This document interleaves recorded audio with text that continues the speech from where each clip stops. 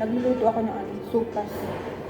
So, ito, nakikita niyo gulay. Itong gulay na to. Nung mga ano pa to, Saturday, binigay ng friend ko, galing sa Sharjah. Yung kasama ko noon na namalengke, kung naalala niyo yung video ko na yun. Pumunta siya ulit dito nung weekend, tapos bumili siya nito. 2 tray na ganito. Hindi namin naubos. So, ayan. Kain muna ako. Habang nakabili kay Sis Bea at nagluluto ng sopas. Ito yogurt. Yogurt na may black pepper. Plain yogurt to, guys. Kain muna. Tapos kape.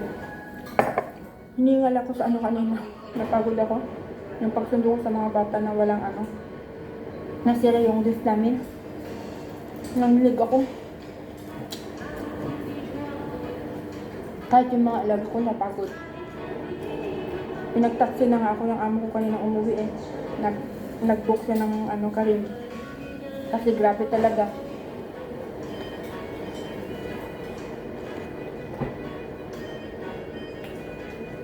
Grabe talaga guys. Up and down.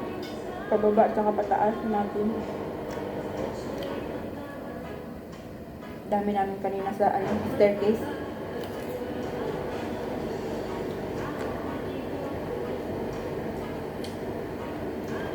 Tapos bitbit ko pa yung school bag nila. Tapos yung alaga kong lalaki, bitbit niya yung violin niya. Yung babae naman yung flute niya. Diba kawawa naman sila kung sila pang bibitbit ng bag nila guys. Ang harap. Yogurt. Si Jokes kumakanta.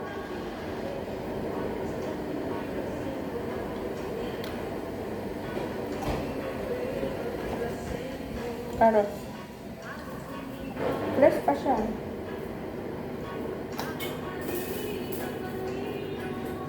Nakulo na yung tubig.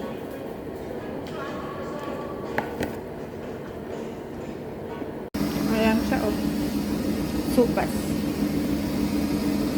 Nilagay ko na yung noodles niya. Abang nagluluto ako guys. Dahil natatnan kong bakante ang washing machine. So naglaba din ako. Diba? Kagagaling ko lang trabaho. Kaya talaga ang buhay ko guys.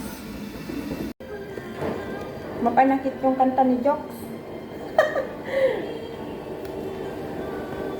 Galing niya kumanta. Ang tuhod ko. Nangangatog pa rin. Iihiga ako sana at itaas yung pa ako. Pahinga sana ako pero sabi ko sayang kasi bakante yung washing machine. Kasi walang magluluto. Kaya hindi na lang. Kumilos na lang ako.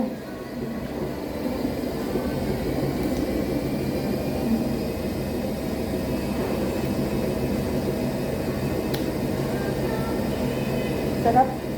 May to? Dried mint. Clean siya. Crush.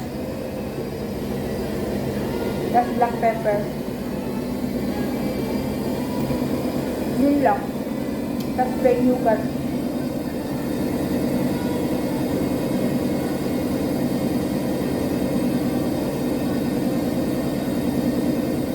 Sarap niya guys.